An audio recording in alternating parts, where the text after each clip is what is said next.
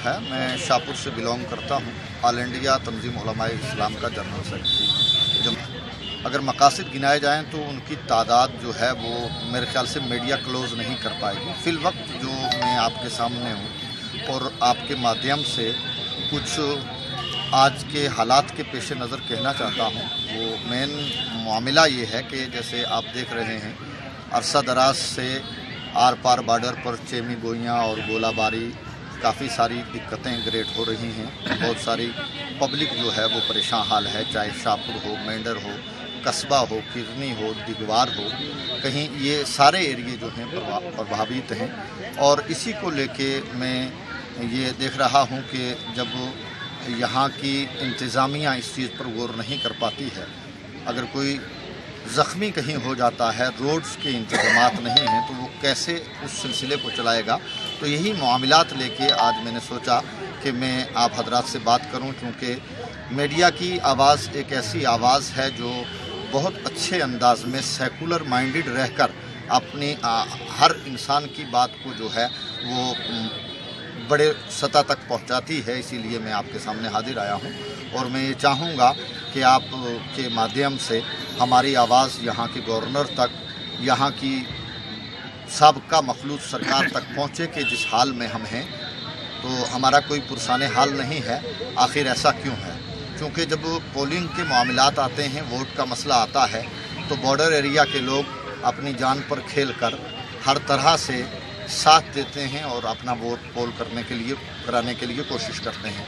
कल का मामला था, कल भी वोटिंग हुई है। बॉर्डर एरिया के हालात कल भी गंभीरता से ताल्लुक़ रखते थे, लेकिन बावजूद उसके बग़ैर जान की परवाह किए तमाम ने वोटिंग की है। पोलिंग बहुत अच्छे से हुई है और आप अगर देखेंगे तो मेरे ख़्याल से 60 अबो जो है वो पोलिंग कल भी इस पॉइंट पर हुई है।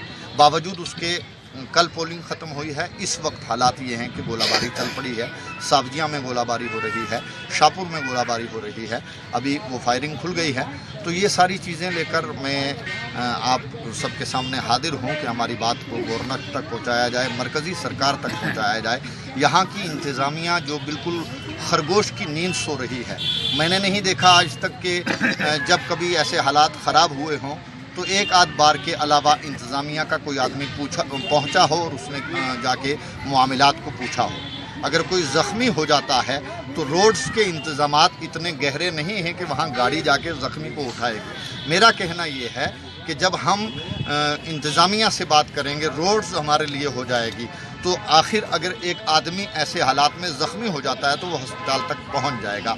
लेकिन अगर रोड्स का इंतज़ाम नहीं होता है, जो सिचुएशन इस वक्त है, जो कंडीशन है, रोड्स नहीं हैं, वहाँ गाड़ी नहीं जा सकती है, तो मेरे ख्याल से एक ही मामला हो सकता है कि जब बंदा ज़ख्मी होता है तो वो अस्पताल पहुँचाने तक अस्पताल नहीं पहुँचेगा, बल्कि ये ऐलान होगा कि वो हिंदुस्तान से कब्रिस्तान मुंतकिल हो गया। इसी चीज़ को लेकर मैं आज आप सबके सामने आया हूँ कि आप हजरात इस चीज़ पर गौर व करें और हमारी बात को आप पहुँचाएँ गवर्नर इंतज़ामिया तक, मरकज़ी सरकार तक, कि हमारे साथ जो है इंसाफ किया जाए। बॉर्डर एरिया के लोग जो परेशान हाल हैं, कम से कम उनको ऐसे महफूज मकामात दिए जाएं, जैसे जम्मू में या दीगर जगहों पर सरकारी लैंडें आज भी मौजूद हैं और बिल्कुल ऐसे वीरान पड़ी हैं। अगर बॉर्डर एरिया के लोग परेशान हाल हैं तो उनको ऐसी जगहों पर पहुंचा के महफूज मकामात पर शिफ्ट किया जाए, रखा जाए, ये मेरा कहना है। हमारे एक साथी मोहतरम जावेद रेशी साहब जो नहायत अच्छे इंसान हैं, नमाजी हैं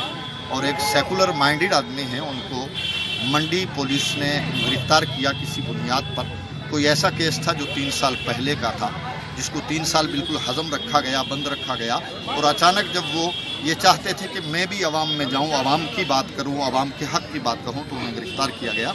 मैं बहैसियत जनरल सेक्रेटरी ऑल इंडिया तंजीम उलमाए इस्लाम इस चीज़ की भी पूरी तरह से मजम्मत करता हूं और इंतज़ामिया से ये कहता हूं कि उस केस को सही तरीके से देखा जाए और जावेद रेशी जो बिल्कुल बाइज़्ज़त आदमी हैं, उनकी इज़्ज़त से खिलवाड़ न किया जाए।